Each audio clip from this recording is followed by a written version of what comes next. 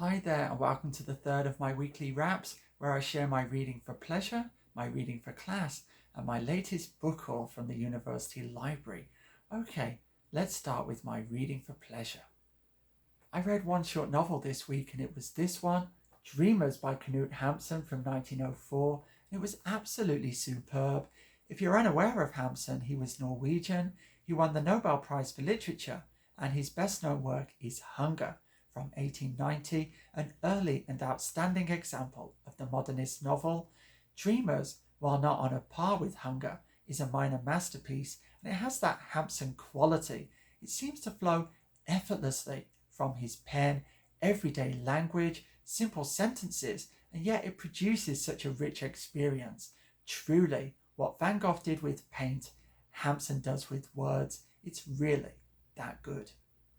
The action takes place in an isolated fishing village, and while it is primarily a comedy, it does have its darker moments, and for that reason, I'd position it midway between George Douglas Brown's extremely bleak The House with the Green Shutters and Thomas Hardy's Under the Greenwood Tree with its joyous celebration of rural life.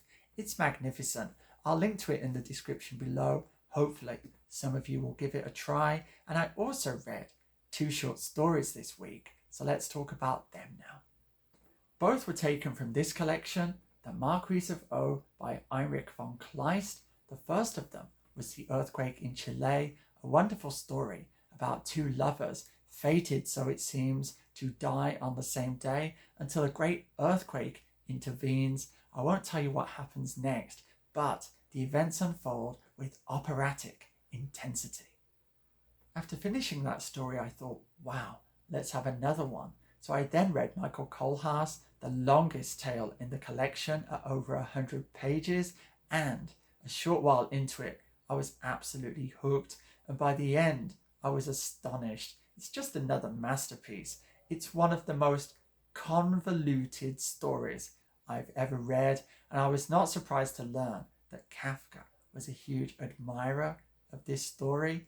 I won't try to summarize it. I will just tell you that at its heart, it's quite simply about one man's quest for justice, no matter the price. I strongly recommend you give it a try. Link in the description.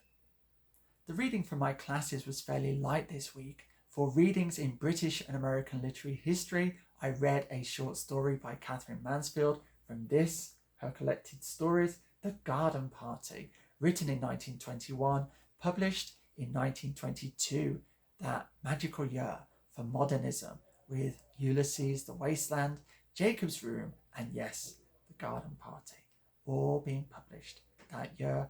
I didn't find this story that impressive, to be honest, but I have to prepare a presentation about it, have about 10 weeks to get ready, so I'll just get on with it. I also read a journal article about the fate of working class characters in Mansfield's stories, where they tend to kill or be killed. Make of that what you will. For my nihilism class, I read just one book, Nihilism in the works of Thomas Bernhard. That's going to be the topic for my term paper. Okay, all that remains is for me to share my latest book haul from the library with you, and then once again, it will be time to bid you farewell. The first 2 books here I've already talked about, but I'll just show them again. Heinrich von Kleist, The Marquise of O and Other Stories. I can't wait to read the rest of that.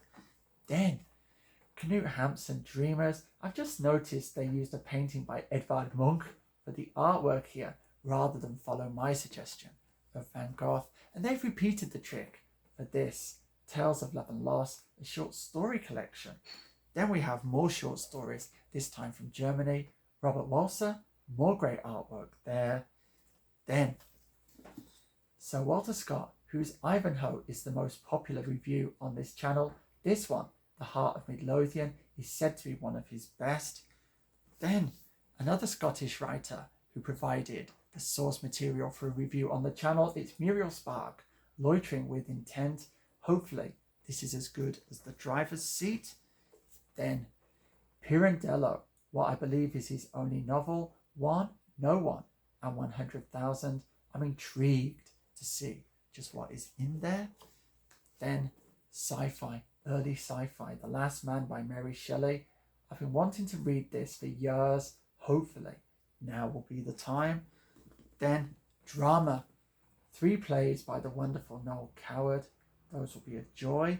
And finally, a writer about whom I know very little. It's Christy Wolfe, What Remains in Other Stories. And you'll probably guess what drew me to this. It's the artwork. I really like that. I understand she was from East Germany. We'll see how it goes. So there we have it. How was your reading week? Why not let me know in the comments? Equally, if you have any thoughts on what I've shared with you, I'd love to know what they are. But for now, I must bid you farewell. So, until the next time, be safe, be strong, and I shall see you anon. Nanu nanu.